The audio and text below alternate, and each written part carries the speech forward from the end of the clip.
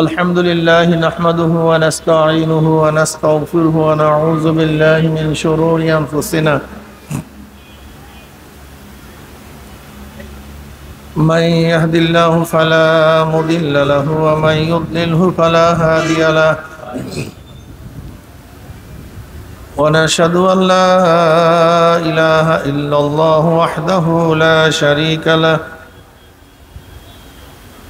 ونشهد أن محمدا عبده ورسوله أما بعد فأعوذ بالله من الشيطان الرجيم بسم الله الرحمن الرحيم يا أيها الذين آمنوا صلوا عليه وسلموا تسليما اللهم صل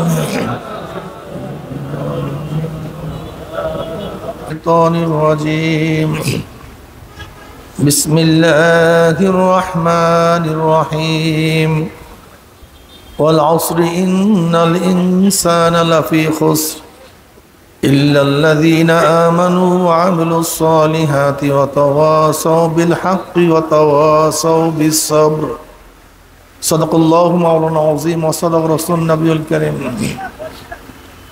আল্লাহ পাকের বান্দা জনাব মুহাম্মদ রাসূলুল্লাহ সাল্লাল্লাহু আলাইহি ওয়াসাল্লামের উম্মতগণ, আল্লাহ পাক রব্বুল আলামিন আপনাকে আমাকে এই ফিতনা ফাসাদের জমানায় যখন তাম দুনিয়ার থেকে ইসলাম মুসলমানদেরকে মিটিয়ে দেওয়ার ষড়যন্ত্র চলতেছে, তাম দুনিয়ার মধ্যে ইসলাম মুসলমান থাকবে কি থাকবে না এই প্রশ্নের সৃষ্টি হয়েছে। যে জমানায় মানুষ নেকের কাজ ছাড়তেছে, গুনার কাজ ধরতেছে, শুধু গুনার কাজ ধরেই না বরং গুনার কাজে প্রতিযোগিতা শুরু করছে কে কার আগে জাহান্নামে যাবে। সবাই বলেন আউযু বিল্লাহ। যে জমানায় মানুষ নেকের কাজে আশ্চর্য হয়, গুনার কাজে স্বাভাবিক থাকে, যে জমানায় মুসলমান ইসলামকে পছন্দ করে না বরং নামধারী মুসলমান ইসলামের সবচেয়ে বড় দুশ্মন হয়ে গেছে, যে জমানায় শিরক বেদাতকে ইবাদত মনে করে, শিরক বেদাতকে ইবাদত মনে করে, কবর পূজা ব্যক্তি পূজা করে, শিরক করে, বেদাত দাবি করে আমি বড় আবেদ। যে জমানায় যা শিরক বেদাত না তাকে শিরক বেদাত মনে করে, কেউ শিরক বেদাতকে ইবাদত মনে করে, আবার কেউ যা শিরক বেদাত না তাকে শিরক বেদাত মনে করে। যেরকম লা মুজাহাবিরা মাযহাব মানা, ইমাম মানা কে শিরক বলে, বেদাত বলে, অথচ ইমাম মানা মাযহাব মানা কি শিরক বেদাত? যা শিরক না বেদাত না তাকে শিরক বেদাত মনে করে। যে জমানায় আংশিক দিন পালন করেও পরিপূর্ণ দিন পালন করার ঢেকুর তুলে পালন করে, আংশিক দিন দাবি করে আমার চেয়ে বড় দিনদার আর কেউ নেই, সেই মুহূর্তে আল্লাহ পাক রব্বুল আলামিন আপনাকে আমাকে কোরআন ও হাদিসের মাজলিস, আলেম ওলামা মুমিন মুত্তাকিন জাকিরিন শাকিরিনদের গুরুত্বপূর্ণ এক দামি মাজলিসে আসার বসার বলার শোনার তৌফিক আল্লাহ পাক দান করছেন। শুকরিয়া তান সবাই বলে আলহামদুলিল্লাহ। দীর্ঘদিন পর্যন্ত বিভিন্ন কায়দায় আপনাদের দ্বারে দ্বারে কানে কানে মাহফিলের দাওয়াত পৌঁছাবার চেষ্টা করা হয়েছে। সেই মুহূর্তে আল্লাহ পাক রব্বুল আলামিন আপনাকে আমাকে কোরআন ও হাদিসের মাজলিস, আলেম ওলামা মুমিন মুত্তাকিন এই জাকিরিন শাকিরিনদের গুরুত্বপূর্ণ এক দামি মাজলিসে আসার বসার বলার শোনার তৌফিক আল্লাহ পাক দান করছেন। শুকরিয়া তান সবাই বলে আলহামদুলিল্লাহ। দীর্ঘদিন পর্যন্ত বিভিন্ন কায়দায় আপনাদের দ্বারে দ্বারে কানে কানে মাহফিলের দাওয়াত পৌঁছাবার চেষ্টা করা হয়েছে। অনেক লোকের অনেক সুযোগ সুবিধা থাকা সত্ত্বেও তারা মাহফিলে আসতে পারে নাই। আবার মাহফিলের মধ্যে খোঁজ করে দেখবেন কিছু আল্লাহ পাকের বান্দা बहुत दूर दूरांतर থেকে बहुत कष्ट করে স্বীকার করে দোকানের মধ্যে তালাবদ্ধ করে, ব্যবসার মধ্যে লাথি মেরে, দুনিয়ার সমস্ত ঝামেলাকে পদদলিত করে মাহফিলে হাজির হয়ে গেছে। আবার গিয়া দেখেন, এই যে দেখেন না তাকে, কত মানুষ দোকানের মধ্যে, ব্যবসার মধ্যে। ওই ব্যক্তির এখানে আসতে বসতে পয়সাও লাগে না, খরচও হয় না, কষ্টও নেই। এত কাছে থাকা সত্ত্বেও ওই ব্যক্তি মাহফিলে বসতে পারে নাই। আর আপনি এত দূরের থেকে আসছেন কিভাবে? একদিনও চিন্তা করছেন? ওই ব্যক্তি এত কাছে, একেবারে কাছে, কিন্তু আসতে পারে না। আপনি এত দূরের থেকে আসছেন কিভাবে? নিশ্চয়ই আল্লাহ পাক রব্বুল আলামিন তৌফিক না দিলে আপনি এবং আমি কিন্তু আসতে পারতাম না। যে মাওলাই কারীম আপনাকে আমাকে ওই সমস্ত গাফিলদের অন্তর্ভুক্ত না করে এই মুমিন মুত্তাকিন জাকিরিন শাকিরিনদের গুরুত্বপূর্ণ এক দামি মাজলিসে আসার, বসার, বলার, শোনার তৌফিক আল্লাহ পাক দান করছেন, আমরা বেজান না খুশি? সবাই খুশি? যেন আমরা খুশি হলাম, খুশির সাথে সবাই বলে আলহামদুলিল্লাহ। এই মাজলিস অনেক গুরুত্বপূর্ণ, অনেক দামি। আমি সবসময় জিকিরের মাজলিসকে ধোলাই কারখানা বলি। দুনিয়ার ধোলাই কারখানায় জামা কাপড় পরিষ্কার করা হয়, আর আখিরাতের ধোলাই কারখানায় গুনাহ পরিষ্কার করা হয়। বলবেন না সুবহানাল্লাহ? দুনিয়ার ধোলাই কারখানায় কি পরিষ্কার করা হয়? কাপড় পরিষ্কার করা হয়। দেখবেন লন্ড্রিতে আপনি কাপড় দিবেন, একেবারে ময়লা, কিন্তু কারখানাওয়ালা যখন ফেরত দেয় পরিষ্কার, ময়লার কোনো ছাপ নাই, চিহ্ন নেই। ঠিক এখানে যখন আসছিলাম আমল নামায় গুনার বহুত ময়লা ছিল। আল্লাহ পাক কবুল করলে বিদায় হয়ে যাব, গোটা গুনাহ পরিষ্কার হয়ে যাবে, সাফ হয়ে যাবে। বুখারীর মধ্যে দীর্ঘ এক রওয়ায়াত আছে, আল্লাহ পাক জিকিরের মাজলিসকে কেন্দ্র করে ফেরেশতাদের সাথে বিভিন্ন প্রশ্ন এবং জবাব দেওয়ার পর আল্লাহ পাক সিদ্ধান্ত দেন, উশহিদুকুম আন্নী কদ গফারতু লাহুম। ফেরেশতারা সাক্ষী, তার গোটা মাজলিসের বান্দাদের গুনাহ খাতা সব মাফ করে দিয়েছে। ইয়াকুলুল মালাকু মিনাল মালাইকাতি ফীহিম ফুলানুন লাইসা মিনহুম ইন্নামা জাআলি হাজাতান ইয়াকুলুল্লাহু আযজা ওয়া জাল্লা হুমুল যুলাসাউ লা ইয়াশকা জালিসুহুম, রাহুল বুখারী। অন্য রওয়ায়াতের মধ্যে আছে, মা মিন কওমিন ইসতামাউ ইয়াসকুল্লাহ তাআলা লা ইউরিদুনা বিযালিকা ইল্লা ওয়াজহাহু ইল্লা নাদাহুম মুনাদিম মিনাস সামাই আন কুমু মাগফুরাল লাকুম কদ বুদ্দিলাস সাইয়্যাতুকুম হাসানাত।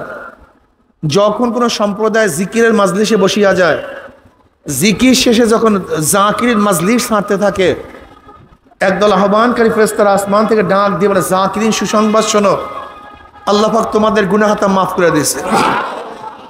শুধু মাফ করছে তাই নয়, তোমাদের সমস্ত গুনাহকে আল্লাহ পাক নেকের দ্বারা পরিবর্তন করে দিয়েছে। এই যে একবার সুবহানাল্লাহ পড়ছেন, পড়ার সাথে সাথে আমলনামায় 1000 নেকি লেখা হয়ে গেছে, 1000 গুনাহ ঝরে গেছে। নবী আলাইহিস সালাতু ওয়াস সালাম ফরমান, তোমাদের প্রত্যেকের জোড়ার, শরীরের জোড়ার সদকা দেওয়া উচিত। কি দেওয়া উচিত? বলে, ইয়া নবী আল্লাহ, এত সদকা পাবো কোথায়? বলে, সুবহানাল্লাহ সদকা, আলহামদুলিল্লাহ সদকা, আল্লাহু আকবার সদকা, লা ইলাহা ইল্লাল্লাহ সদকা, আমরু বিল মারুফ ওয়া নাহয়ি আনিল মুনকার সদকা। বাস সদকা দিতে থাকেন, জিকির করবেন, আপনার মর্যাদা আস্তে আস্তে উপরের দিকে উঠতে থাকবে, একেবারে উঁচে উঠে যাবে। জিকির করবেন না, কলবটা মইরা একেবারে সারখার হয়ে যাবে, কলবের মধ্যে আর কোনো কাজ হবে না। যেরকম বৃষ্টির পানি জমিনে না পড়লে দেখবেন এক সময় জমিন মরতে মরতে সমস্ত ঘাসগুলি মেরে ফেলে, একটা ঘাস আর জিন্দা থাকে না। আবার যখন বৃষ্টি পড়ে, আবার মরা জমিন জাতা হয়ে সেখান থেকে উদ্ভিদ ফলায়। ঠিক কলবের মধ্যেও জিকিরের বৃষ্টি না পড়লে, জিকিরের পানি না পড়লেও কলবটা কি হয়ে যায়? আরে ভাই, আমার বক্তব্য না, নবী আলাইহিস সালাতু ওয়াস সালাম ফরমান, মাসালুল্লাযী ইয়াসকুর রাব্বাহু ওয়াল্লাযী লা ইয়াসকুর রাব্বাহু মাসালুল হাইয়্যি ওয়াল মাইয়্যিত। বুখারীর মধ্যে রওয়ায়াত আছে, নবী আলাইহিস সালাতু ওয়াস সালাম ফরমান, যারা জিকির করে তারা জিন্দা, আর যারা জিকির করে না ওগুলো সব মৃত্যু, সব মুর্দা। এজন্য জিকির করা চাই। জিকির সবচেয়ে দামি। আর জিক্র আসলুদ্দিন উসুলউদ্দিন। জিকির হলো দ্বীনের ভিত্তি, দ্বীনের আসল। যাই হোক, আমি সূরা আসর তেলাওয়াত করছি। এর উপরে ব্যাপক আলোচনা করার সময় নাই, এলেমও নাই, দুইটারই অভাব, সময়েরও অভাব, এলেমেরও অভাব। সংক্ষিপ্ত কিছু সময় আলোচনা করব খুব খেয়ালের সাথে। হামা তন ও মন, শরীর এবং মন একই জায়গায় রেখে কথাগুলি শুনতে হবে। গোটা দুনিয়া কিয়ামত হয়ে যাক, কিয়ামত হয়ে যাক, কোনো খেয়াল নাই, আমার খেয়াল বয়ানের দিকে। ঠিক আছে তো ইনশাআল্লাহ? হ্যাঁ না, আমার দিকে চক্ষু থাকবে, কলবের চক্ষু বাড়ির দিকে। আমার দিকে চর্মচক্ষু থাকবে আর কলবের চক্ষু ব্যবসার দিকে থাকবে, কাজ হবে না। হামা তন ও মন, খুব খেয়ালের সাথে বয়ান শোনা চাই। সূরা আসর এক দামি সূরা। ইমাম শাফি রহমতুল্লাহ আলাইহি বলেন, যদি কেউ শুধু সূরা আসরের উপর গবেষণা করে তার জন্য যথেষ্ট হয়ে যায়। মৌলিকভাবে সূরা আসরের মধ্যে সব কিছুই বয়ান করা আছে। সাহাবীদের মধ্যে এরকম দুইজন সাহাবী ছিলেন যারা একে অপরকে সূরা আসর না শুনাইয়া একজনের থেকে আরেকজনের পৃথক হইতেন না। সূরা আসরের শুরুতে আল্লাহ পাক ওয়ায় কসম, ওয়ায় কসমিয়া, কসম করছেন, আয় কাসসামতুল আসরা, আমি আসরের কসম খেয়ে বলতেছি, সময়ের কসম খেয়ে বলতেছি। আল্লাহ পাক কোরআনে পাকের মধ্যে কসম শুরু করছেন, ফালা ওয়া রাব্বিকা লা ইউমিনুনা হাত্তা ইউহাক্কিমুকা ফীমা শাজারা বাইনাহুম। এখান থেকে কোরআন প্রথম কসম শুরু করছে। এর আগে কোরআন কসম করিয়া কোনো কথা বলে নাই। আর কোরআনের কসম শেষ আল আসর। এর পরে কোরআন কসম কইরা আর কোনো নসিহাত করেন নাই। মাঝখানে কোরআন কসম করিয়া অনেক কথা বলছে, ওয়াদ-দুহা ওয়াল-লাইলি ইযা সাজা, ওয়াত-তিনি ওয়াজ-যাইতুনি ওয়া তুরি সিনিনা ওয়াল-লাইলি ইযা ইয়াগশা। এরকম বহুত কোরআন কসম করে কথা বলছে। কসম কেন করা হয়? কসম করার কারণটা কি? কথাকে সত্যায়ন করার জন্য, কথাকে মজবুত করার জন্য, কথাকে বিশ্বাস করাবার জন্য, ঠিক না? কথাকে কি করার জন্য? ভাই আমি কোথার কসম গায়ে কথা সত্য, কথাকে বিশ্বাস করার জন্য। আর একটা কথা মনে রাখতে হবে, ছোট বড়র কাছে কসম করে কিন্তু বড় ছোটর কাছে কসম। আসামি জজের কাছে কসম করে কিন্তু জজ আসামির কাছে কসম করে না। জজ আসামির কাছে কসম করে না, আসামি জজের কাছে কসম করে। ছাত্র উস্তাদের কাছে কসম করেন, উস্তাদ ছাত্রের কাছে কসম করে। ছাত্র উস্তাদের কাছে কসম করেন, উস্তাদ ছাত্রের কাছে কসম করে।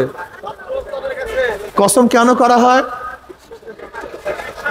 তা আল্লাহ পাক ছোট না বড়? তা আল্লাহ পাক কসম করবেন কেন? আল্লাহ পাকের কথা সত্য না মিথ্যা? আল্লাহ পাক কসম করবেন কেন? আল্লাহ পাক তো নিজেই বলেন, আমান আসতাকু মিনাল্লাহি কিলা, আল্লাহর চেয়ে সত্যবাদী কি আছে? আল্লাহু আকবার আলা কুল্লি শাই, আল্লাহ সব দিক থেকে সবার চেয়ে বড়। আল্লাহ পাক কেন কসম করবেন? এ তো স্বাভাবিক নিয়ম। আর একটা নিয়ম হলো মুহাব্বত। যখন মুহাব্বত চলে আসে তখন স্বাভাবিক নিয়ম থাকে না। কথাটা বুঝাতে পারি নাই? যখন মুহাব্বত চলে আসে তখন স্বাভাবিক নিয়ম থাকে না। যেরকম বাচ্চাকে বাবা বলতেছে তুমি বাগানে যেও না, ওখানে বাঘ দেখছি, কিন্তু বাচ্চার মধ্যে আমের লোভ, সে বাবার কথা বিশ্বাস করতে চায় না। আমের লোভ প্রবল আকারে ধারণ করছে। তখন বাবা ছেলের মোহাব্বতে পড়িয়ে কসম করে, হে আমার সন্তান, আমি আল্লাহর কসম খেয়ে বলতেছি তুই বাগানে যাইস না, সেখানে বাঘ আছে। এই যে সন্তানের কাছে বাবা কসম করছে, স্বাভাবিক নিয়মের কারণে, মোহাব্বতের কারণে। ঠিক আমার মাওলানা আমাদের কাছে কসম করেন বন্দার মোহাব্বতের কারণে। আল্লাহু ওয়ালিউল্লাযিনা আমানু ওয়াল্লাযিনা আমানু আশাদ্দু হুব্বাল লিল্লাহ। যারা মুমিন তারা আল্লাহকে সবচেয়ে বেশি মোহাব্বত করে। আর আল্লাহ পাক নিজে ঘোষণা দিয়েছে, আল্লাহু ওয়ালিউল্লাযিনা আমানু, যারা মুমিন আল্লাহ পাক বলেন আমি তাদের বন্ধু, আল্লাহর দোস্ত, তাদের ঘোষণা দিয়েছেন আল্লাহ পাক নিজে। এর জন্য মোহাব্বতে পড়ে আল্লাহ পাক কসম করছেন। কসম কেন করা হয়? সত্যায়ন করার জন্য, কথাকে মজবুত করার জন্য। আপনি কি জানেন কোরআনের মধ্যে সবচেয়ে বেশি কসম করছে কোন নসিহাতের আগে? তাসকিয়া নফস। তাসকিয়া নফসের বয়ানের আগে কোরআন সবচেয়ে বেশি কসম করছে। অশামসি ওয়াদুহাহা ওয়াল কমারি ইজা তালাহা ওয়ান নাহারি ইজা জাল্লাহা ওয়াল লাইলি ইজা ইয়াগশাহা ওয়াস সামাই ওয়া মা বানাহা ওয়াল আরদি ওয়া মা তাহাহা ওয়া নাফসিন ওয়া মা সাওয়াহা ফাআলহামাহা ফুজুরাহা ওয়া তাকওয়াহা ক্বাদ আফলাহা মান যাক্কাহা ওয়া ক্বাদ খাবা মান দাস্সাহা। প্রায় 9টা কসম করি আল্লাহ পাক কি বললেন?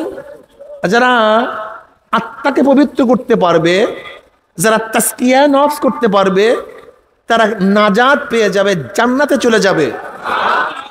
আর যারা তাসকিয়া নফস করতে পারবে না, আত্মাকে পরিষ্কার করতে পারবে না, তারা সবাই কোথায় চলে যাবে? জাহান্নামে চলে যাবে। কয়টা কসম? প্রায় 9টা কসম। তার মানে কি বুঝাতে চান আল্লাহ পাক? তাসকিয়া নফস সবচেয়ে জরুরি এবং সবচেয়ে কঠিন। কথা বলেন তো, কয়টা বললাম বলেন? এই ভুলে গেছেন আপনারা, সবাই বলেন। সবচেয়ে বেশি জরুরি এবং তাসকিয়া নফস করা সবচেয়ে কঠিন। এর চেয়ে কঠিন কোনো জিনিস নেই। এবং সবচেয়ে বেশি জরুরি, এর চেয়ে জরুরিও কোনো জিনিস নেই। সবচেয়ে বেশি জরুরি এবং সবচেয়ে বেশি কঠিন। এর জন্য আল্লাহ পাক প্রায় 9টা কসম খেয়ে বলছেন, ক্বাদ আফলাহা মান যাক্কাহা ওয়া ক্বাদ খাবা মান দাস্সাহা। কয়টা কসম? কেন? আপনারা কোথায় আছেন আমি জানি না, আমি পড়াইতে পারবো না ভাই। আমি এরকম ছাত্রকে পড়াইতে পারি না। যদি প্রশ্ন করার সাথে জবাব না দেন তাহলে আমার বয়ান হবে না। জরুরি এবং কঠিন, এই কারণে এখানে কসম সবচেয়ে বেশি করছে। সবচেয়ে বেশি কসম করছে, সবচেয়ে বেশি গুরুত্ব বুঝাবার জন্য, তাসকিয়ার গুরুত্ব বুঝাবার জন্য সবচেয়ে বেশি কসম করছে। অনেক কঠিন তাসকিয়া নফস। দেখেন, খুব ভালো মতো বুঝেন, বোঝার চেষ্টা করেন। স্বল্প টাইম আলোচনা করব। এক ব্যক্তি সুন্দর মতো উজু করছে, একেবারে সুন্দর উজু করছে, সুন্দর মতো কিয়াম করছে, রুকু করছে, সাজদা করছে, কাপড় পাক, শরীর পাক, সব কিছু নামাজের আহকাম আরকান সব ঠিকঠাক মতো আদায় করছে। লোকটার নামাজ সহি কি সহি না? শুদ্ধ কি শুদ্ধ না? কিন্তু ব্যক্তি নামাজ পড়ছে মানুষকে দেখাবার জন্য। কিসের জন্য? এখন কি হইল? হ্যাঁ, নামাজ তো সহি হয়েছে, কিন্তু আল্লাহর কাছে কি হয় নাই? নামাজ কি হয়েছে? আল্লাহর কাছে কবুল। এখন আমাদের নামাজের অবস্থাকে একটু বলি। ইমাম সাহেব যখন রুমের মধ্যে নামাজ পড়ে, আর যখন ইমামতির জায়গায় নামাজ পড়ে, দুই নামাজ কি এক হয়? তার মানে কি বুঝলেন? কারণটা কি? তা রুমের মধ্যে সামনে কে ছিল? তখন নামাজের অবস্থা এরকম কেন? এখন ইমামতির দাঁড়াইছে, তখন সামনে কে? না আল্লাহ, না পিছনে মুসল্লি, সভাপতি। এখন আপনি বলেন এই ইমামের নামাজের অবস্থাটা কি? আমাকে বলুন, কি বুঝলেন? সভাপতি সাহেব মসজিদের সভাপতি, মসজিদে না আগে গেলে সভাপতি থাকে না, কিন্তু যখনই ঢাকা সফর করে তখন নামাজ পড়ে না। এখন আমাকে বলেন, এই ব্যক্তি কি সভাপতির জন্য নামাজ পড়ে না আল্লাহর জন্য নামাজ পড়ে? নামাজের হালাত কি? ও বুঝেন নাই? আল্লাহ এত কসম কেন করছে? বুঝেন নাই এত কসম কেন করছে? এত কসম কেন করছে বুঝেন নাই? একটু ধরাইয়া দেয় তাহলে বুঝবেন যে খেলাটা কোন জায়গায় লাগছে। বুখারীর মধ্যে রওয়ায়াত আসছে, আল্লাহ পাক কিয়ামতের ময়দানে এক শহীদকে ডাকবে। বুখারীর রওয়ায়াত, যেমন তোমার রওয়ায়াত না, কিন্তু এক শহীদকে ডাকবে, শহীদ আমার কাছে আস। এই যে ছেলেরা খালি শহীদ হইতে চাও, লাফাইয়া রাস্তায় পড়ো, আগে তাসকিয়া করছো? তাসকিয়া করা ছাড়া রাস্তায় পড়লে শহীদ হবে না। কিন্তু শুনায় তুই ভালো মতো বুঝো, তারপর সামনে কদম বাড়াও। এক শহীদকে আল্লাহ পাক ডাকবেন, শহীদ এদিকে আসবে। কি করছো, আমার জন্য কি নিয়ে আসছো? আল্লাহ তুমি দেখো না তোমার জন্য গলা কাটাইয়া দিছি, আমি শহীদ হয়ে গেছি রণাঙ্গনে, সব কিছু ছেড়ে দিয়ে আমি শহীদ হয়ে গেছি। আল্লাহ বলবেন আমি জানি না, আমি দেখি না, দেখবে কে? আমি তো সব জানি, আমি সব দেখি, আমার চেয়ে ভালো কেউ দেখে না। মানুষ তোকে দেখছে শহীদ, কিন্তু আমি তোকে ভিন্ন দৃষ্টিতে দেখছি। তুই কেন শহীদ হইছ? তোকে মানুষ বীর বলবে। তুই কেন শহীদ হইছ? ওই গনিমতের মালের জন্য তুই যুদ্ধ করছো। তুই কেন শহীদ হইছ? তোর পদমর্যাদা ধরার জন্য তুই শহীদ হইছ। তুই কেন শহীদ হইছ? তোর আলোচনা সব জায়গায় ছড়িয়ে পড়বে, এর জন্য শহীদ হইছ। আমার জন্য শহীদ হও নাই, আমার জন্য গলা কাটাও নাই। আল্লাহ পাক কি বলবেন? হ্যাঁ ফেরেশতারা, ওকে ধর, ওকে ধর, ওর হাত পার মধ্যে জাহান্নামের শিকার লাগা, ওকে উব্বুর কর, ওকে টানতে টানতে জাহান্নামে নিক্ষেপ কর। ব্যক্তি হয়েছে শহীদ কিন্তু জাহান্নামী। এরপর আল্লাহ পাক আর এক ব্যক্তিকে ডাকবেন, আলেম। এই আলেম এদিকে আয়। এই বলছি দ্বিতীয়বার উঠবেন না।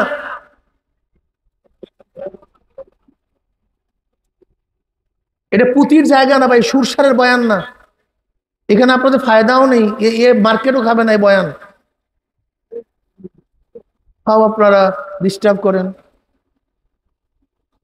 আল্লাহুম্মা সাল্লি আলা মুহাম্মাদ। আল্লাহ পাক দ্বিতীয় ব্যক্তি আলেমকে ডাকবেন, আলেম এদিকে আসবে। কি করছো? আল্লাহ তুমি আমাকে এত জেহেন দান করছো, আমি দুনিয়ার এলেম অর্জন করলে আমি ডিসি হতে পারতাম, সচিব হতে পারতাম, এসপি হতে পারতাম, আইজি হতে পারতাম, প্রধান সেনাপতি হতে পারতাম, প্রধান বিচারপতি হতে পারতাম, বিসিএস ক্যাডার হতে পারতাম। এত জেহেন তুমি আমাকে দান করছো, কিন্তু সব কিছু বাদ দিছি। আমি দুনিয়ার এলেম, দুনিয়ার জ্ঞান অর্জন করি নাই, আমি এলমে দিন অর্জন করছি, কোরআন ও হাদিস শিখছি। আল্লাহ বলবেন আমি জানি কেন কোরআন ও হাদিস শিখছস। মানুষ তোকে সম্মান করবে, ইজ্জাত করবে, প্রশংসা করবে, দাওয়াত দিবে, তোকে মাথায় নিয়ে নাচবে, এই কারণে এলমি দিন অর্জন করছে। দুনিয়াতে সম্মান পেয়েছো, ইজ্জাত পেয়েছো, আমার কাছে কিছু না। এরপর আল্লাহ পাক বলবে একে ধর, এ ফেরেশতা এই মৌলবীকে ধর, ওর হাত পার মধ্যে জাহান্নামের শিকার লাগা, উব্বুর কর, টানতে টানতে জাহান্নামে নিক্ষেপ কর। এরপর আল্লাহ পাক এক ব্যক্তিকে ডাকবেন, এক সখী দানশীল দানবীর, এদিকে আয়। কি করছো? এই খুব ভালো মতো শুনবেন। আল্লাহ তুমি পছন্দ করো এমন কোন খাত নাই যে খাতে আমি দান না করছি। তুমি পছন্দ করো, যাত্রায় না, থিয়েটারে না, স্কোয়াটারে না, গুনার কাজে দান করি নেই। তুমি পছন্দ করো এমন কোন খাত নাই যে খাতে আমি দান করি নাই। মসজিদে, মাদ্রাসায় এতিমদেরকে, মিসকিনদেরকে, অসহায়দেরকে আমি দান করছি। আল্লাহ বলবেন আমি জানি কেন দান করছো। মানুষ তোকে সখী বলবে, দানশীল বলবে, দানবীর বলবে, তোর প্রশংসা পঞ্চমুখ হয়ে যাবে। প্রশংসা পেয়েছো, প্রশংসা কুড়াইছো, যে উদ্দেশ্যে করছো দুনিয়াতে পেয়ে গেছো, আমার কাছে কিছু না। এরপর আল্লাহ পাক বলবেন ওকে ধর, ওর হাত পার মধ্যে জাহান্নামের শিকার লাগা, উব্বুর কর, টানতে টানতে জাহান্নামে নিক্ষেপ কর। এরকম এক একটার পর এক একটা, এক একটার পর এক একটা। আমাকে বলুন তো এই ব্যক্তি সবই করছে, খুব ভালো মতো বুঝবেন। আমি যাদের কথা বলছি একজন মুনাফেক না, একজন কাফের না, একজন মুরশেক না, প্রত্যেকেই কিন্তু মুমিন, প্রত্যেকেই মুসলমান। কাফেরদের কথা বলছি না, কিন্তু মুরশেকের কথা বলি নাই। সবাই মুমিন, সবাই মুসলমান, কিন্তু সমস্ত আমল বরবাদ হওয়ার কি কারণ ছিল? তাসকিয়ায়ে নফস, এইটা ঠিক করতে পারে নাই। সব ঠিক করছে কিন্তু এইটা ঠিক করতে পারে নাই, সব বরবাদ হয়ে গেছে। দেখেন আজকে আমরা নামাজ নিয়ে ঝগড়া করি। কি ঝগড়া করি? হাত কোথায় বাঁধবো, এখানে বাঁধবো না ওখানে বাঁধবো, বারবার হাত মারবো কি মারবো না, আমি কিরাত পড়বো কি পড়বো না। আমি যেইগুলি নিয়ে ঝগড়া করি এগুলি তো আমাদের ছোট বাচ্চারাও পারে, ছোট বাচ্চাও পারবে। এই ছোট বাচ্চাকে এখন দাঁড়া করা দেবে ইনশাআল্লাহ, কত সুন্দর কেরাত, কত সুন্দর সে নামাজ পড়তে পারবে। আমাদের মক্তবের ছোট বাচ্চারাও সুন্দর মতো নামাজ পড়তে পারে কি পারে না? কেরাত পড়তে পারে কি পারে না? আমরা যেগুলি নিয়ে ঝগড়া করি এগুলো তো হিন্দুরাও পারে, আমরা জানি আর ঝগড়া করি তো খ্রিস্টানরাও পারে। আমার দিকে আপনি কি দেখেন না ঢাকা ক্যান্টনমেন্টে একজন হিন্দু 30 বছর ইমামতি করছে? আপনি দেখেন নাই? কয়েক বছর, 1 বছর না 1.5 বছর আগে ধরা পড়ছে একজন খ্রিস্টান 14 বছর ইমামতি করছে। কত বছর? তার মানে খ্রিস্টান নামাজ জানে নাই, 14 বছর ইমামতি করলো কেমনে? ওই হিন্দু নামাজ জানে নাই, তাই ক্যান্টনমেন্টে 30 বছর ইমামতি করলো কিভাবে? আমরা যেগুলো নিয়ে ঝগড়া করি এ তো ছোট বাচ্চারাও জানে। এই ট্রেনিং তো খ্রিস্টানরাও নিতে পারে, এই ট্রেনিং তো ইয়াহুদিরাও নিতে পারে, এই ট্রেনিং তো নাস্তিকরাও করতে পারে। কিন্তু কিন্তু কিন্তু যেই নামাজ আন তা'বুদাল্লাহ কান্নাকা তারা ফাইন লাম তাকুন তারাহু ফাইন্নাহু ইয়ারাক, তুমি এমন ভাবে নামাজ পড়ো যেন মাওলাকে তুমি দেখতে আসো। আর এই হালাত পয়দা না হলে খেয়াল করে মাওলাই তোমাকে দেখতে আসে। এই নামাজ এত সহজ না। এইটা খ্রিস্টানরা কেউ কিয়ামত পর্যন্ত পারবে না, এটা ইহুদিরা কিয়ামত পর্যন্ত পারবে না, এটা বাচ্চারা নাস্তিকরা, এইটা তো সহজ না। আমাল ইহসান ইয়া রাসূলুল্লাহ, ইহসান কি জিনিস? নবী আলাইহিস সালাতু ওয়াস সালাম কি বললেন? আন তা'বুদাল্লাহ কাআন্নাকা তারা ফাইন লাম তাকুন তারাহু ফাইন্নাহু ইয়ারাক, তুমি এমন ভাবে ইবাদত করো গোয়াকে মনে হয় জানো তুমি আল্লাহকে দেখতে আসো। কাকে দেখতে আসো? আর এই হালাত পয়দা না হয় খেয়াল করো মাওলা তোমাকে দেখতে আসে। আজকে আমাদের নামাজের অবস্থা কি দেখেন তো? নামাজের মধ্যে দাঁড়িয়ে এরকম করি, কেউ আবার কেউ এরকম করি, আবার কেউ মোবাইল দেখি, আবার কেউ দেখি, আর সম্পূর্ণ ভণ্ডামি। হাদিসের সাথে নামাজের কোনো মিলই নেই, কোনো মিল নেই। নামাজ এরকম করি, সেরকম করি, এরকম করি, সেরকম করি, মনে হয় নামাজ না পড়তে দাঁড়াই নাই আর শয়তানি করতে দাঁড়াইছি। দেখেন খুব ভালো মতো বুঝেন তো, আপনি জজ সাহেবের সামনে দাঁড়াইছেন, কার সামনে? এখন কতক্ষণ মোবাইল দেখেন, ঠিক আছে না? কথা বলেন না কেন? কত এরকম তাকান, এরকম করেন, ওরকম করেন, এরকম করেন না কেন? করেন না কেন? কে আছে? সামান্য একজন জজ, সামান্য একজন ম্যাজিস্ট্রেট, তোমার মতো মানুষ, তোমার মতো একজন মানুষ ম্যাজিস্ট্রেট, একজন জজ সাহেবের সামনে তুমি এরকম করো জোরে, অবনত মস্তিষ্কে, চেহারার মধ্যে মলিনতা, ভয় সাপ তোমার চেহারার মধ্যে, নড়াচড়া করো না। যদি জজ সাহেব মনে করে যে আমি বেয়াদব, জামিন ক্যান্সেল। আশ্চর্য বিষয়, আশ্চর্য বিষয়। জজ সাহেব সামনে থাকার কারণে তুমি একেবারে চুপচাপ ধীরে স্থির দাঁড়ায় গেছো। আর নামাজের সময় কি আল্লাহ তোমার সামনে নাই? তাই তুমি এরকম করতেছো কেন? ঘটনা কি? এরকম করতেছো কেন তুমি নামাজের মধ্যে? আর এইটা নিয়ে যত পেশাল, এই আপনাদের দেশে আছে কিছু লামুজাহাবি, হাত কেমনে পারবে, অমুক মানবে, তমুক মানবে, কিন্তু কি নাম, কিভাবে নামাজ পড়বো, কার সামনে নামাজ পড়তেছি, নামাজের হাকিকতটা কি? আকিমুস সালাতা লিযিকরি, নামাজ কায়েম করে আমার স্মরণের জন্য। ইন্নাস সালাতা তানহা আনিল ফাহশাই ওয়াল মুনকার ওয়ালা যিকরুল্লাহি আকবার। আমি কেন নামাজ পড়ি? ওয়ালা যিকরুল্লাহি আকবার, আল্লাহর স্মরণ সবচেয়ে বড়।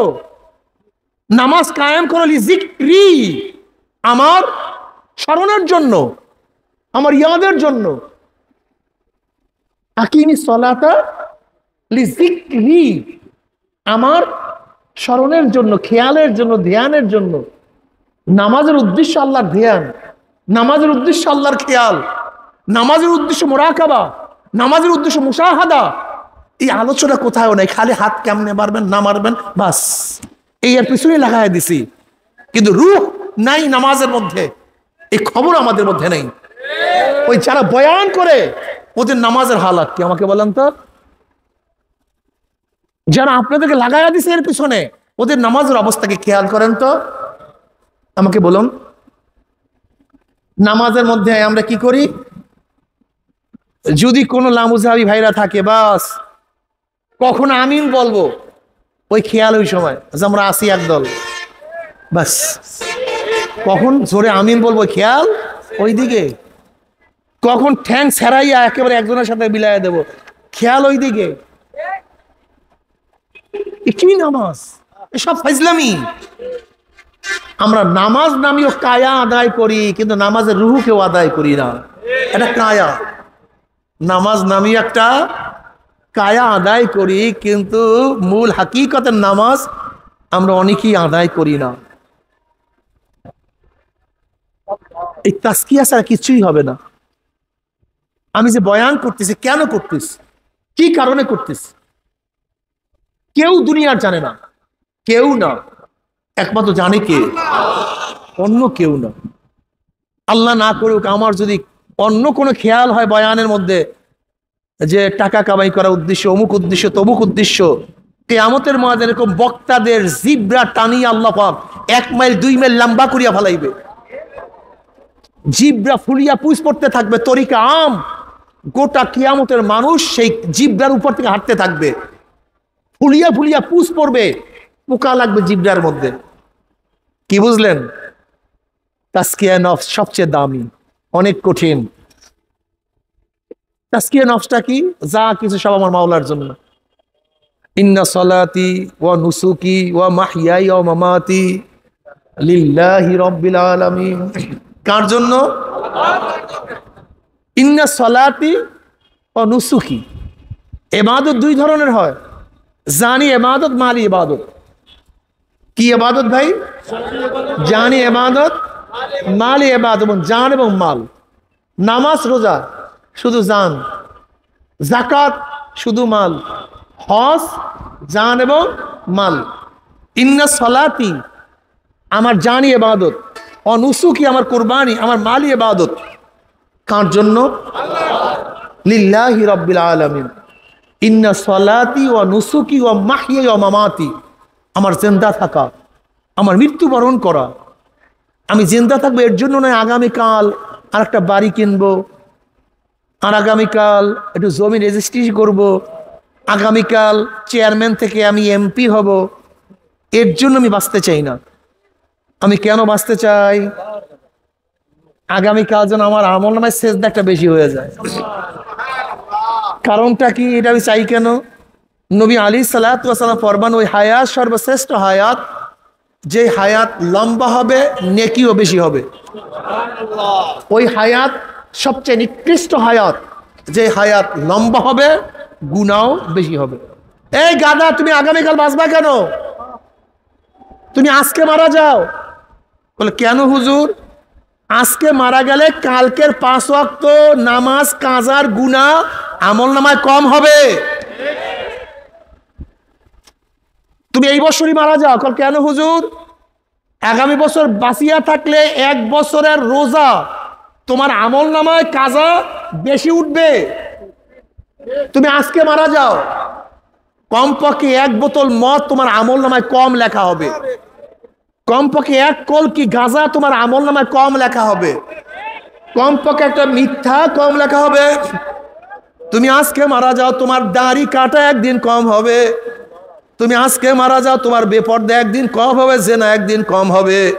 তুমি আজকে মারা যাও, সুদ কমপক্ষে তোমার পেটের মধ্যে কম ঢুকবে। তুমি আজকে মারা গেলে কমপক্ষে একদিন তোমার ঘুষের টাকা তোমার পেটের মধ্যে কম ঢুকবে। আর আগামীকাল বাঁচলে তোমার সুদের টাকা তোমার আমল নামায় সংযুক্ত হয়ে যাবে, তোমার গাঁজার গুণা তোমার আমল নামায় বাড়িয়া যাবে, তোমার মদের গুণা আমল নামায় বাড়িয়া যাবে।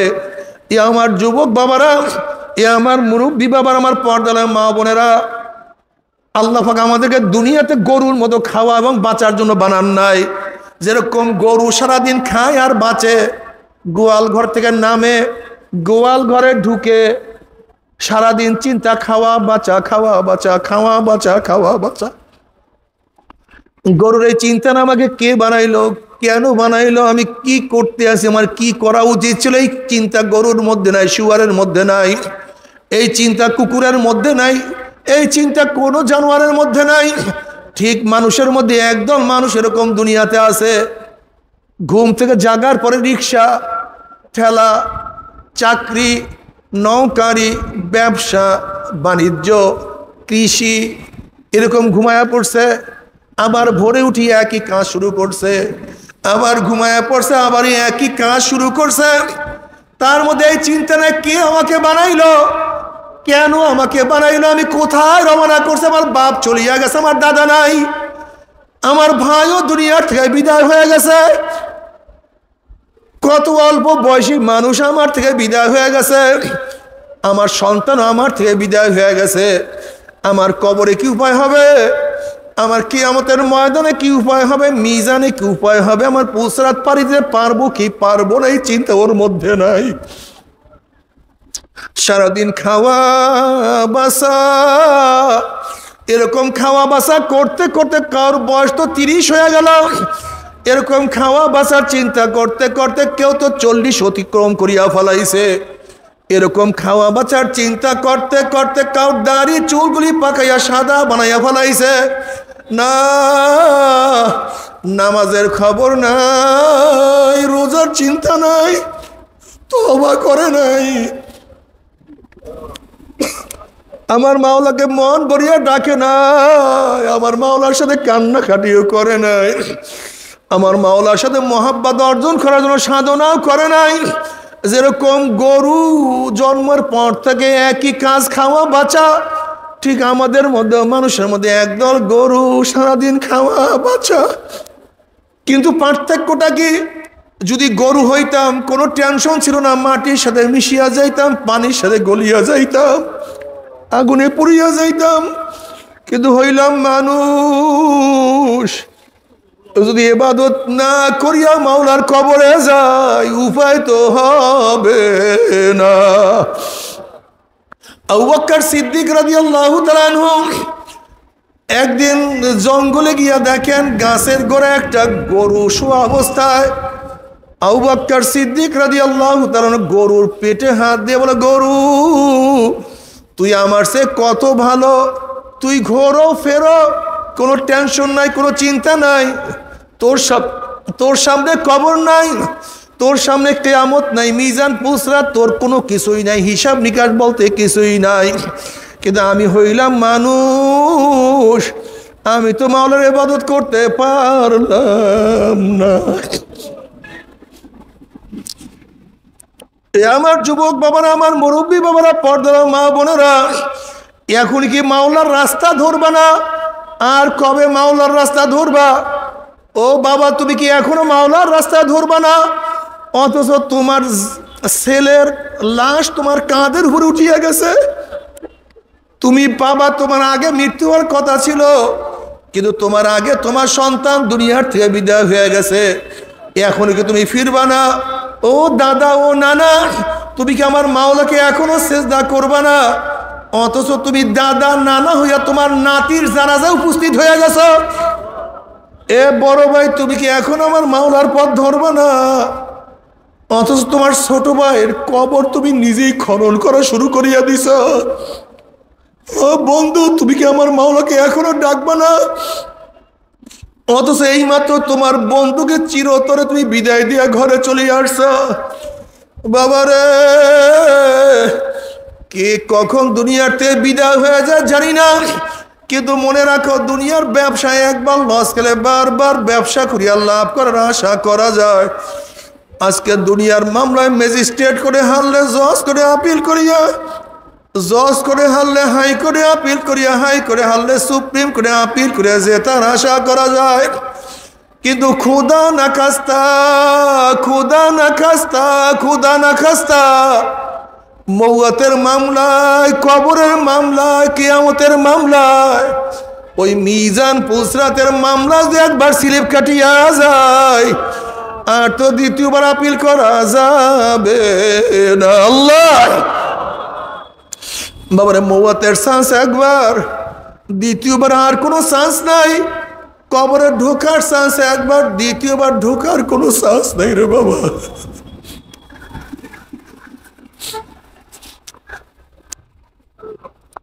বাবারে, কবরে যাওয়ার পরে জনাবে মুহাম্মদ রাসূলুল্লাহ সাল্লাল্লাহু আলাইহি ওয়াসাল্লামের রওজার সাথে সুরাক হয়ে যাবে, রাস্তা হয়ে যাবে। ফেরেশতারা প্রশ্ন, মান হাজার রাজুল, চেনো ওই ব্যক্তিকে? হাজারো যুবকরা দেখবেন নবীর মাথার সাথে তার মাথার মিল, নবীর চেহারার সাথে তার চেহারার মিল, নবীর পোশাকের সাথে তার পোশাকের মিল, নবীর নীতি আদর্শের সাথে তার নীতি আদর্শের মিল, নবীর দলের সাথে তার দলের মিল, নবীর সাথে তার নেতার মিল। অমনি বলবে যে আমার নবী জনাবে মুহাম্মদুর রাসূলুল্লাহ সাল্লাল্লাহু আলাইহি ওয়াসাল্লাম। অমনি আমার মাওলা ডাক দেবে, সাদাকা আবদি, আমার বান্দা সত্য কথা বলছে। আফরিসুল ফরাশ মিনাল জান্নাহ ওয়া আলবিসু মিনাল জান্নাহ। এ ফেরেশতা আমার বান্দা বান্দির গায়ের মধ্যে জান্নাতের পোশাক লাগায়া দে, জান্নাতের বিছানা বিছায়া দে, জান্নাতের নাজ দিয়ে মধ্যে গোটা কবরটাকে ভরিয়া দে। আল্লাহ তুমি কবুল করিয়া নাও। কিন্তু যখনই বলবো মান হাজার রজুল, চেন ওই ব্যক্তিকে, নাফরমান দেখবেন নবীর মাথার সাথে নাফরমানের মাথার মিল নাই,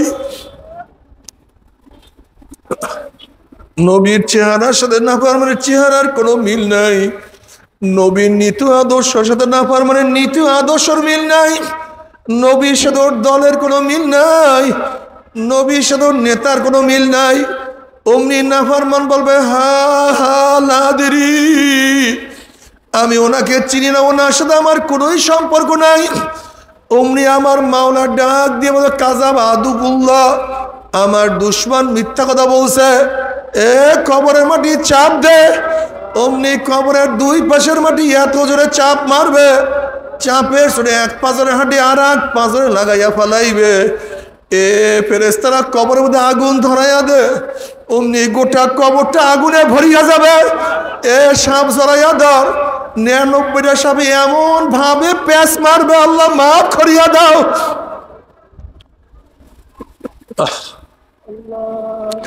আল্লাহ তুমি আমাদের সবাইকে ক্ষমা করিয়া দাও, সবাইকে মাফ করিয়া দাও। আযাবুল কবরে হাক্কুল, কবরে আযাব সত্য, কোনো সন্দেহ নাই। নবী আলাইহিস সালাতু ওয়াস সালাম উটের পিঠে সফররত অবস্থায় ছিলেন। কোন এক জায়গায় উট যাওয়ার সাথে সাথে উট খন খন খন খন করে ডাকা শুরু করছে। নবী আলাইহিস সালাতু ওয়াস সালাম উট এরকম কেন করতে সাহাবারা প্রশ্ন করছে। নবী বললেন আর তো কিছু না, উট তো কবরে আযাব দেখিয়া পালাইছে। বাবারে কত কবরে আগুন দেখা যায়, কত কবরে ধোঁয়া দেখা যায়, আবার কত কবরে 1 বছর 100 বছর 1000 বছর পরেও কাপনের কাপন সহ লাশ তাজা পাওয়া যায়। এরপরও তোমার কি কিছু বুঝে আসবে না? এরপরও কি মাওলার পথ ধরবা না? আল্লাহ আল্লাহ তুমি আমাদের সবাইকে তোমার ওলি হিসেবে কবুল করিয়া নাও। এরপর আল্লাহ পাক কিয়ামতের ময়দান কায়েম করবে। কিয়ামতের ময়দানে এত মারাত্মক জায়গা, এত কঠিন জায়গা। বাবার আজকে গরমের দিনে সূর্যের গরম সহ্য করতে পারি না, অথচ সূর্য আমাদের থেকে 9 কোটি 30 লক্ষ মাইল দূরে। এই 9 কোটি 30 লক্ষ মাইল দূরে সূর্যের গরম বর্তমানে বাংলাদেশ ছায়াগেরা ঠান্ডা বাংলাদেশের মধ্যে পিস পুড়িয়া যায়, গলিয়া যায়, মানুষ মারা যায়। কয়েকদিন আগে ডিউটিরত অবস্থায় একজন ট্রাফিক সূর্যের গরমে মারা গেছে। 9 কোটি 30 লক্ষ মাইল দূরে সূর্যের গরমে ছায়া ঘেরা দুনিয়ার ঠান্ডা দুনিয়ার পানি যদি গরম হইয়া যাইতে পারে, রাস্তার পিচ গলিয়া যাইতে পারে, মানুষ মারা যাইতে পারে, কিয়ামতের ময়দানে আল্লাহ পাক রব্বুল আলামিন এত উঁচা সূর্যটাকে 1 হাত বা 100 হাত বা এই তাঁবুর নিকটে যদি আল্লাহ পাক সূর্যটাকে নিয়ে আসে, আল্লাহ তুমি মাফ করিয়া দাও। সূর্যের গরমে কিয়ামতের ময়দান পুরিয়া তামা হইয়া যাবে, লাল চামড়ার মতো হন হন হন হন করতে থাকবে, মানুষ দাঁড়াইতে পারবে না, মানুষ শুধু লাফাইতে থাকবে। আল্লাহ তুমি আমাদের সবাইকে আরো সে নিজের জায়গা করিয়া দিও, সবাইকে আরো সে নিজের জায়গা করিয়া দিও। এই অবস্থা দেখি এত মারাত্মক অবস্থা হবে। ওয়াকুল ইব্রাহিম খলিলুল্লাহ নাফসি নাফসি, মুসা কালিমুল্লাহ নাফসি নাফসি, ঈসা রুহুল্লাহ নাফসি নাফসি। সমস্ত নবীরা বলবে মাওলা আমাকে বাঁচাও, আমাকে বাঁচাও। কারোর কোনো হুঁশ থাকবে না। নবী আলাইহিস সালাতু ওয়াস সালাম হাউজে কাউসারের কিনারা গিয়ে বলবে, আয় আমার উম্মতেরা, আমি তোদেরকে এক পেয়ালা হাউজে কাউসারে পানি পান করাইয়া দেব, 50,000 বছরের মধ্যে আর কোনোদিন পানি পাশা লাগবে না। আল্লাহ তোমার নবীর হাতে এক পেয়ালা হাউজে কাউসারের ব্যবস্থা করিয়া দিও। সমস্ত উম্মত দৌড় দিবে। গেটের মধ্যে একদল উম্মতদেরকে ফেরেশতারা আটকাইয়া ফেলাইবে। ওই সমস্ত লোক বলবে, ইয়া নবী আল্লাহ, ইয়া রাসূলুল্লাহ, আমাদেরকে ডাকছেন কিন্তু ফেরেশতারা আমাদেরকে আসতে দেয় না। নবী আলাইহিস সালাতু ওয়াস সালাম বলবেন, ফেরেশতারা ছাড়িয়া দাও, আমার উম্মতদেরকে আমি এক পেয়ালা হাউজে কাউসারের পানি পান করাইয়া দেব, 50,000 বছরের মধ্যে পানির পিপাসা লাগবে না। তখন ফেরেশতারা বলবে, ইয়া নবী আল্লাহ, ইয়া রাসূলুল্লাহ, আপনি তো জানেন না, আপনি দুনিয়ার থেকে বিদায় হওয়ার পরে নাফরমানত নামাজ পড়তো না, রোজা রাখতো না, দাড়ি কাটতো, বেপর্দা জেনার মধ্যে লিপ্ত থাকতো। আপনার দিনকে পরিবর্তন করিয়া ফেলাইছে। আপনাকে নেতা হিসেবে মানতো না, বরং আপনার সুন্নাত অনুযায়ী যারা চলতো তাদেরকে কত টিটকারি ফাজলামি করত।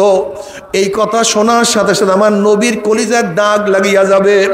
অমনি আমার নবী বলবে, সোকান সোকান সোকান, দূর হ দূর হ দূর হ, তোরা আমার উম্মত না। আল্লাহ আল্লাহ তোমার নবীর হাতে এক পেয়ালা হাউজে কাউসারের ব্যবস্থা করিয়া দিও। এরপরে জনাবে মুহাম্মদুর রাসূলুল্লাহ সাল্লাল্লাহু আলাইহি ওয়াসাল্লাম মিজানের কিনারায় দাঁড়ানো থাকবে। তার উম্মতদেরকে ওজন করা শুরু হবে। যখনই কোনো ন্যাক বাদ দেবে অমনি আমার নবী সুপারিশ করবে, মাওলার ন্যাকটাকে বাদ দিও না। যখনই কোনো গুনাহ ওজন করা শুরু করবে আমার নবী সুপারিশ করবে, মাওলা তুমি গুনাহটাকে ওজন করিও না। যেহেতু কিয়ামতের ময়দানে আল্লাহ পাক নবীকে বলবেন, সাল তুতা ইশফা তুশাফা, আপনি সুপারিশ করেন, যা করবেন আমি কবুল করব। আপনি আমার কাছে চান, যা চাইবেন আমি দিয়া দেব। আল্লাহ কবুল করিয়া না। হে নাফরমান, কিয়ামতের ময়দানে নবী যদি আমাকে পরিচয় না দেয়, আমার নবী তোমার পক্ষে আমার পক্ষে কিভাবে সুপারিশ করবে রে বাবা? না, নবী পরিচয় না পেলে সুপারিশ করবে না। আল্লাহ আল্লাহ কবুল করিয়া নিও। নবী আলাইহিস সালাতু ওয়াস সালাম পুসরাতের কিনারায় দাঁড়ানো থাকবে। তার উম্মতটা পাড়ি দেওয়া শুরু করবে। একদল উম্মত তো বিজলির গতিতে পাড়ি দিয়া চলিয়া যাবে, কেউ তো বাতাসের গতিতে চলিয়া যাবে, কেউ ঘোড়ার গতিতে, কেউ দৌড়িয়া, কেউ হাঁটিয়া চলিয়া যাবে। আল্লাহ যে কোনো একজনের মধ্যে কবুল করিয়া নিয়েন। কিন্তু যাদের ইমানের মজবুতি নাই, আমলের মজবুতি নাই, আবার কত বাবা দেখবে ছেলে চলিয়া যাইতে আছে, বাবায় আটকা পড়ছে। আবার কত ছেলে দেখবে বাবায় চলিয়া যায়, ছেলে আটকা পড়ছে। আবার কত মা দেখবে মেয়ে গেছে, মা আটকা পড়ছে। আবার কত মা দেখবে মেয়ে চলিয়া গেছে, মা আটকা পড়িয়া গেছে। কত উস্তাদ দেখবে ছাত্র চলিয়া যায়, উস্তাদ না, উস্তাদ ধরা খাইছে। আবার কত ছাত্র দেখবে উস্তাদ চলিয়া গেছে, ছাত্র আটকা পড়ছে। কত পীর দেখবে মুরিদ চলিয়া যায় কিন্তু পীর আটকা পড়ছে। আবার কত মুরিদ দেখবে পীর চলিয়া গেছে, মুরিদ আটকা পড়ছে। মোমেনদের পুলসরাত পানি দেখিয়া নাফরমানদের মনের মধ্যে আসাবে, আমরাও পুলসরাত পানি দিতে পারবো। যখন ইমানবিহীন আমলবিহীন হামাগুড়ি হাতপুর দিয়া আস্তে আস্তে পুলসাতে উঠবে, অমনি কাটিয়া কাটিয়া পিছলাইয়া পিছলাইয়া গুম গুম করে জাহান্নামের মধ্যে পড়িয়া যাবে। আর তো মনে হয় সহজে জাহান্নাম থেকে উঠবে না। আল্লাহ যখন জাহান্নামের মধ্যে পড়িয়া যাবে 70 বছর পর্যন্ত, একদিন না 2 দিন না 70 বছর পর্যন্ত জাহান্নামে সে যাইতেই থাকবে। আল্লাহ মাফ করিয়া দাও।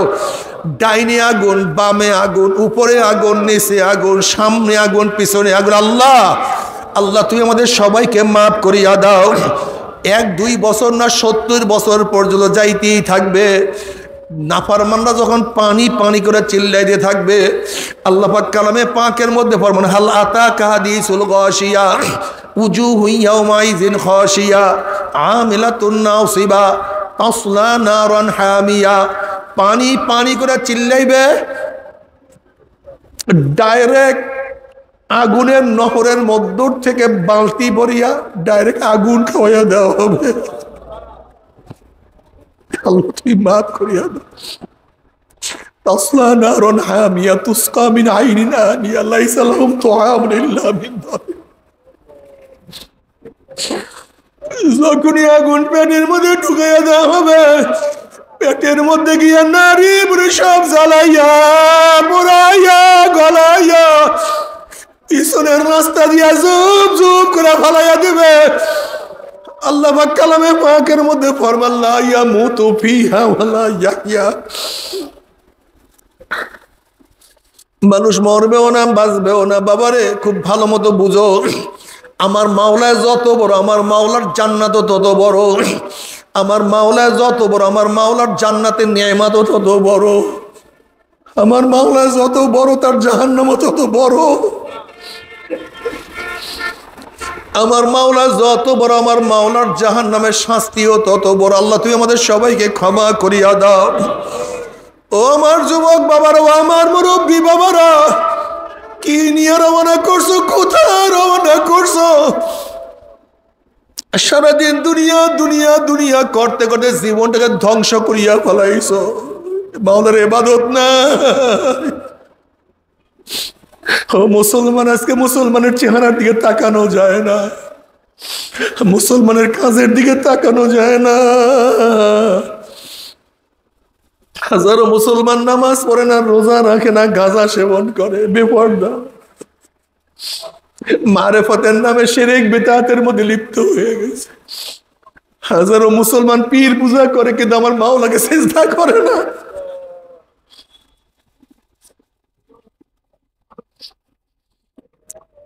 হাজারো মুসলমান আজকে শয়তানের পূজা করে, কিন্তু আমার মাওলার ইবাদত করে না। তবে মুমিন মুসলমান বলতে সবাই মনে চায় গুনার থেকে ফিরিয়া না কামল করিয়া মাওলার জান্নাতে কিন্তু সবাই যাইতে মনে চায়। গুনাহ নিয়া মাওলার জাহান্নামে কাউরি কিন্তু যাইতে মনে চায় না। কিন্তু কেনই বা আমরা না কামল করতে পারি না, কেনই বা গুনার কাম ছাড়তে পারি না? এর মূল কারণ হলো আপনার এবং আমার পিছনে নফস এবং শয়তান লাগিয়া রইছে। এই নফস এবং শয়তান থেকে ফেরার জন্য যে কোনো একজন হক্কানি আল্লাহর ওলির হাতে হাত দিতে হবে রে বাবা। খবরদার, বর্তমান জমানায় পীর মুরিদের নামে ভেজাল, ব্যবসা, দলাদলি, হিংসা, হাসাদে পরিণত হয়ে গেছে। সমস্ত আল্লাহর ওলির একমত, যেই পীরের 5 জন মুরিদের মধ্যে কমপক্ষে 3 জনকে দেখবা আলহামদুলিল্লাহ সুন্নাত মাফিক আমল আকলাক মজবুত হয়ে যাইতে আছে, গুনার কাম ছাড়তে আছে, নেকের আমল ধরতে আছে, কলব নরম হইয়া চোখে পানি আসতে আছে। বৃক্ষতর নাম কি, ফলে পরিচয়। আমি চরমোনাই বুঝি না, চরমোনাইয়ের দাওয়াত, প্রশংসা, প্রচার প্রসার করার জন্য আসিনি রে বাবা। চরমোনাই যাওয়ার তোমার কোনো দরকার নাই, কোনো দরকার নাই, কোনো দরকার নাই। তুমি যার কাছে গিয়া পারো গুনার কাম সারো, নেকের আমল ধরো, কলব নরম করিয়া চোখে পানি নিয়া মাওলার কবরে যাইও। যেরকম দুনিয়ার ঘরে আগুন লাগলে পানি ছাড়া নিবানো যায় না, ঠিক তদ্রুপ তোমার এবং আমার গুনার দ্বারা যে জাহান্নামের আগুন জ্বলিয়া রইছে, চোখের পানিও ছাড়া কিন্তু জাহান্নামের আগুন নিবানো সম্ভব না। কাজী বাবা, আমার জন্য দোয়া চাই, আমিও দোয়া করি, সবাই সবার জন্য প্রাণ খুলিয়া দোয়া করো, যেন কিয়ামতের ময়দানে গলাগলি বাঁধিয়া মাওলাই একসাথে জান্নাতে যাওয়ার তৌফিক দিয়া দেয়। আল্লাহুম্মা আমিন, আল্লাহুম্মা আমিন, আল্লাহুম্মা আমিন।